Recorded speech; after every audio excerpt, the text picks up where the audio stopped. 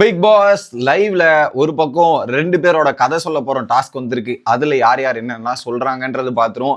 இன்னொரு பக்கம் கமருதீன் பார்வதி பக்கம் வரதே கிடையாது. அந்த பிரேக்கப் சீனுக்கு அப்புறம் 2 பேரும் தனித்தனியாக செயல்படுகிறார் அப்படின்றதையும் பார்க்க முடிஞ்சுச்சு.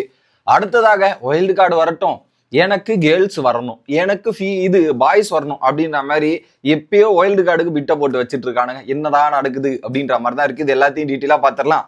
வணக்கம் மக்களே, நேஷனல் உச்சில இருந்து உங்கள் மணிவண்ணன். சேனலுக்கு புதுசா இருந்தீங்கன்னா சப்ஸ்கிரைப் பண்ணிருங்க. வீடியோ பார்க்குற அனைவருமே தயவு கூர்ந்து மறக்காம லைக்க போட்டீங்கன்னா எனக்கு ரொம்ப யூஸ்ஃபுல்லா இருக்கும். மறந்துடாதீங்க மக்களே. இப்ப கண்டென்ட்டுக்குள்ள போயிடலாம். ஒரு பக்கம் நேத்து நைட்டு டிஸ்கஸ் பண்ணும்போது அங்க அந்த பிக் பாஸ் பெட்ரூம் இருக்குல்ல, அங்க டிஸ்கஸ் பண்ணும்போதே பாத்தீங்கன்னா ஒரு பக்கம் துஷார் சொல்றாரு, வைல்டு கார்ட்லயாவது ஒரு நல்ல 4 பெண்கள் வந்தா நல்லா இருக்கும், 2 ஆண்கள் 4 பெண்கள் வந்தா நல்லா இருக்கும்ன்ற மாதிரி சொல்லிட்டு இருக்காரு. எதுக்கு இந்த வேலை அப்படின்ற மாதிரி தான் இருந்துச்சு. இருக்கிற அரோரா பத்தாதா அவனுக்கு? இல்லைங்க, வந்தா கொஞ்சம் இன்ட்ரெஸ்டிங்கா இருக்கும்ல, வேற ஏதாவது பண்ணலாம்லன்ற மாதிரி யோசிக்கிறேன். இது வரைக்கும் நீ வீட்டுல என்னையா பண்ண, முதல்ல அதை சொல். வீட்டுல நீ என்ன பண்ணன்றது. வாரம் கேப்டன்சில ரோஸ்ட் வாங்கினேன், அரோராவை தாண்டி நீ எதுவும் பண்ண மாட்டேங்கிற பெருசா. நேத்து ஒரு டாஸ்க் பண்ண, அதை தாண்டி இந்த வீட்டுல நீ என்ன பண்ணனே எங்களுக்கு தெரியல. இதுல 4 பெண்கள் வேற கேக்குதா உனக்கு அப்படின்ற மாதிரி தான் இருந்துச்சு. இதுக்கு நடுவுல அரோரா கெமியோ இல்ல 4 பாய்ஸ் வேணும், 2 கேர்ள்ஸா இருந்தா ஓகே, நாங்களாவது ஏதாவது பண்ணுவோம். ஆக மொத்தத்துல பிக் பாஸ் வீட்டுல நீங்க இந்த டாபிக்கை தவிர்த்து வேற எதுவும் பண்ண வரல. ஃபுல்லா இதுலயே முழுகி இதுலயே இருக்கலான்ற மாதிரி பிளான் பண்ணி வந்திருக்கீங்க, அப்படித்தானே? ஒரு பக்கம் என்னடானா 4 பெண்கள் வேணும்ன்றான், இவங்க என்னடானா 4 ஆண்கள்ன்றாங்க. எங்க போய் முடிய போகுதுன்னு தெரியல. ஆனா வர்றதுல அவங்களுக்கு ஒரு பெரும் அதிர்ச்சி என்னன்னா, ஒரு கப்புலு, ஒரு 2 ஃபீமேல் 2 மேல் தான். ஆனா அது வர்றதுல ஒரு கப்புலு, ஒருத்தருக்கு மேரேஜ் ஆயிடுச்சு, இன்னும் ஒரே ஒரு ஃபீமேல் மட்டும்தான் இருக்காங்க. அவங்க ரொம்ப தெளிவான ஆளா இருக்க போறாங்க. ஸோ இவங்களுக்கு எல்லாருக்கும் ஒரு மிகப்பெரிய அதிர்ச்சி தான் காத்திருக்குது அப்படின்றத நான் பாக்குறேன். எதிர்பார்த்துட்டு இருந்தீங்களாடா? எதிர்பார்ப்பு இருக்கு. ஆனா அதை கெஸ் பண்ணிட்டாங்க மக்களே. அதுல அரோரா 4ல இருந்து 6 வைல்ட் கார்டு தான் வரும், 4ல இருந்து 6 வரதுக்கான வாய்ப்பு இருக்கு. அது இந்த வாரம் வருவாங்கன்றத வீட்டுல இருக்கவங்க ஆல்மோஸ்ட் எல்லாருக்குமே இன்ஃபர்மேஷன் தெரிஞ்சிருக்கு அப்படின்றத நம்மளால பார்க்க முடிஞ்சு. இன்னொரு பக்கம் வியானா மற்றும் சுபிக்ஷா, இவங்க 2 பேருமே அதை கூட கன்ஃபார்ம் பண்ணியிருந்தாங்க. அப்ப எப்படா இன்ஃபர்மேஷன் போச்சு? ஒரு வேலை 4வது வாரம்னு ப்ரிடிக்ட் பண்றாங்களா, இல்ல இன்ஃபர்மேஷன் உள்ள சொல்லிட்டாங்களான்ற கேள்விகளுமே நமக்கு வருது. இது ஒரு பக்கம் பார்க்க முடிஞ்சு. ஓகே, அடுத்ததாக கமருதீன் மற்றும் பார்வதிக்கு இடையே நடந்த சம்பவங்கள் நீங்களே பார்த்துருப்பீங்க. ஸோ அந்த பவுண்டரிஸ் டிசைட் பண்ணிக்கலான்ற மாதிரி பார்வதி. ஸோ இதுல 2 பேர் மேலேயும் மிஸ்டேக் இருக்கு, ஓகே. ஆனா அதை கடைசியா பார்வதி சொன்னதே நல்ல விஷயம் தான். அதுக்கப்புறம் ஆனா என்ன சொல்றாங்க, வெளியே இது ஒரு பப்ளிக் மீடியம், இதுல நம்ம பண்ணக்கூடிய ஆக்டிவிட்டிஸ்லாம் வெளியே ஒரு பெரிய தாக்கத்தை ஏற்படுத்தும், வெளியே பெரிய பாதிப்பை ஏற்படுத்தும் அப்படின்ற மாதிரி சொல்றாங்களே. இதை பண்றதுக்கு முன்னாடி யோசிச்சிருக்கணும். வீக்கெண்ட்ல நீங்க ரோஸ்ட் வாங்கி கமருதீனோட பேர் அடி வாங்கினதுக்கு அப்புறம் இந்த ஒரு தாட் வந்திருக்கு. பட் அதாவது ஒரு பாயிண்ட்ல எல்லாம் நடந்து முடிஞ்சிருச்சு. நீங்க பேசின டாபிக்லாம் அப்போ அந்த டேபிள் மேல இருந்து பேசும்போது தெரியலையா, அந்த டைனிங் டேபிள் அங்க இருந்தபோது பேசுறது தெரியலையா, இல்ல அந்த ஜெயில இருக்கும்போது அதுலயும் சொல்லிடுறாங்க, ஜெயில நமக்குள்ள ஒரு க்ளோஸ்னஸ் வந்துருச்சு, அந்த ஒரு லைன் இருக்கு, அந்த லைன் நம்ம பாத்துரும். அந்த லைனை ஃபர்ஸ்டே சொல்லியிருந்தா இவ்வளவு தூரம் பிரச்சனை ஆயிருக்குமா, இவ்வளவு தூரம் இதுவாயிருக்குமா அப்படின்ற மாதிரி தோணுச்சு.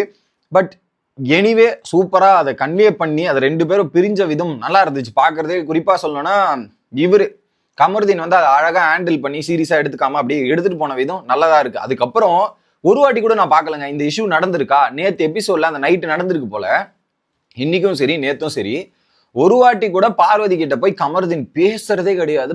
அவங்களும் பேசுறது இல்லை, இவரும் போய் பேசுறது இல்லை. இது பிரிஞ்சு இருக்கிறது யாருக்கு பெனிஃபிட்டோ இல்லையோ, கமருதீனுக்கு நல்லா பெனிஃபிட்டா மாறிடுச்சு.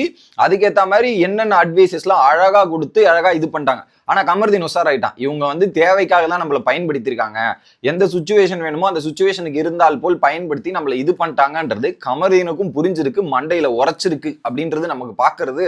சரி, ஓகே, இதை ஆல்ரெடி நம்ம 2வது வாரமே சொல்லிட்டு இருந்தோம். பார்வதி தனக்கு ஏத்த மாதிரி கேம்ல யார வேணாலும் பயன்படுத்தி தூக்கி வீசி எரிஞ்சு விடுவார்கள் அப்படின்ற மாதிரி நான் சொல்லிட்டு இருந்தேன்.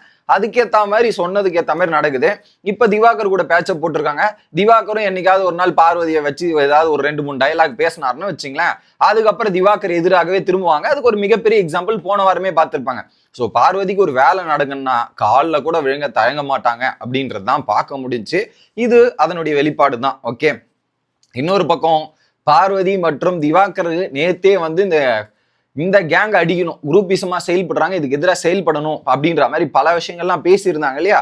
நேத்து நைட்டு பேசினது தான் இன்னைக்கு சுயரூபமா மாறி வெடின்னு வெடிச்சிட்டு இருக்காங்க. அதுல கனி கேங் எக்ஸ்போஸும் ஆயிட்டு இருக்காங்க, மொத்தம் வெளிப்படையா தெளிஞ்சிட்டு இருக்கு அப்படின்றது நம்மளால பார்க்க முடியுது. ஸோ இதுல பார்ப்போம். அதுல ஃபுட்டு விஷயத்துல மட்டும்தான் எனக்கு டவுட் இருக்கு. மற்ற எல்லா விஷயத்திலையும் இவங்க சொன்னது இதெல்லாம் பண்ணது தான் கரெக்டா இருந்துச்சு. ஆனா அந்த ஃபுட்டுல என்ன பிரச்சனை ஆயிருக்கு? ஏன்னா இந்த வாரம் ஃபுட்டே கம்மி. ஏன்னா எல்லாரும் கஞ்சி தான் குடிச்சிட்டு இருக்காங்க. பிக் பாஸ் ஹவுஸ் மாதிரி தான் பிஸ்கெட் எல்லாம் வந்துட்டு இருக்கு. இதெல்லாம் நடந்துட்டு இருக்கு. சூப்பர் டெலுக்ஸ் அந்த அளவுக்கு பெருசா இல்ல. ஸோ அந்த ஃபுட்ல என்ன பிரச்சனை பண்ணாங்க, ஏதாவது ஆச்சா அப்படின்றத மட்டும் நம்ம வெயிட் பண்ணி பார்த்துட்டு சொல்லலாம். அது ஒரு விஷயம். அடுத்ததாக 2 பேர் கதை சொல்ல போறோம் அப்படின்ற டாஸ்க் பிக் பாஸ் கொடுத்துருந்தார். ஏன்னா காலில இருந்து பிக் பாஸ் எதிர்பார்த்தது என்ன கண்டென்ட்டே வரமாட்டேங்குது, ஏதாவது பண்ண விட்டா வரும்னு பார்த்தா வரலையே அப்படின்ற மாதிரி இருந்தது. அப்படின்னு பார்த்தா சரி கதை சொல்ல வச்சிருவோம், நம்ம கிட்ட தான் ஒரு ஆயுதம் இருக்கே, கதை சொல்ல போறோம் அப்படின்ற மாதிரி வச்சிடலான்ற மாதிரி சொல்லிட்டு 2 பேரை செலக்ட் பண்றாங்க. ஒன்னு துஷார், 2வது கனி. துஷாரை பேஸ் பண்ணி அந்த ப்ரோமோ கூட வந்திருக்குன்னு நினைக்கிறேன். ஸோ அந்த அன்சீன் ப்ரோமோ ஒன்று ரிலீஸ் ஆயிருக்கு. துஷார் ஸ்டோரி சொல்றது தான். ஆக்சுவலி என்னன்னா அவர் வந்து ஸ்கூல் அவங்க ஃபேமிலி வந்து அப்படியே டிராவல் ஆகிட்டே இருப்பாங்க போல இருக்கு. அந்த வேலைக்காக ஷிஃப்ட் ஆகிட்டே இருப்பாங்க போல. ஷிஃப்ட் ஆகிற இடத்தெல்லாம் ஒவ்வொரு காதல் மலர்ந்துருக்கு அவருக்கு. எல்லாம் காதல் மலர்ற மாதிரி ஆரம்பிச்சு புஷ்ஷுன்னு போயிருது. இதுதான் அவருக்கு நடந்துட்டு இருக்கு போல இருக்கு. அதை வந்து அவர் சொல்ற விதம் நல்லா இருந்துச்சு, கேட்கறது கொஞ்சம் இன்ட்ரெஸ்டிங்கா இருந்தது. ஃபர்ஸ்ட் டைம் பார்க்கும்போது ஒரு ஃபீல் வரும் தெரியுமா அப்படின்ற மாதிரி பேசினதெல்லாம் குவைட் இன்ட்ரெஸ்டிங், நல்லா இருந்துச்சு அதை பார்க்கறதுக்கு.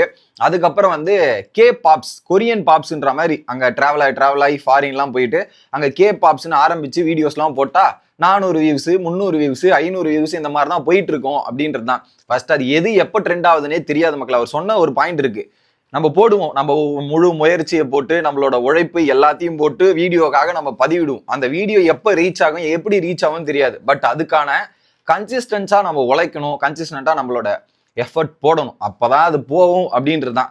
சடனா என்ன பண்ணிட்டாரு, நம்ம ஒரு நாள் தமிழ்ல பேசி வீடியோ போடுமேன்ற மாதிரி தமிழ்ல பேசி வீடியோ போட்டவன அந்த வீடியோ கிருன்னு மேல போய் ஏறிட்டு இருக்கு போல. அது ஒரு மிகப்பெரிய ரெஸ்பான்ஸா இருந்துச்சு அப்படின்றதா இருக்கட்டும். அதுக்கப்புறம் பாத்தீங்கன்னா அவங்க தாத்தா இறந்தது வந்து அவருக்கு ஒரு மிகப்பெரிய தாக்கத்தை ஏற்படுத்திச்சு அப்படின்ற மாதிரி சொல்லி இருந்தது. ஒரு பக்கம் டிராவலு, லவ், பிளாக், இதுதான் அவருடைய ஸ்டோரி. இன்னொரு பக்கம் கனி அக்காவோட ஸ்டோரி என்ன அப்படின்றது பாத்தீங்கன்னா தெரியும். சின்ன வயசுலயே அவங்க அப்பா அம்மா வந்து சினிமா துறைக்கு வந்துட்டு அவங்க அப்பா படுற கஷ்டத்துக்காக அவங்க அம்மா வேலைக்கு போனாங்க.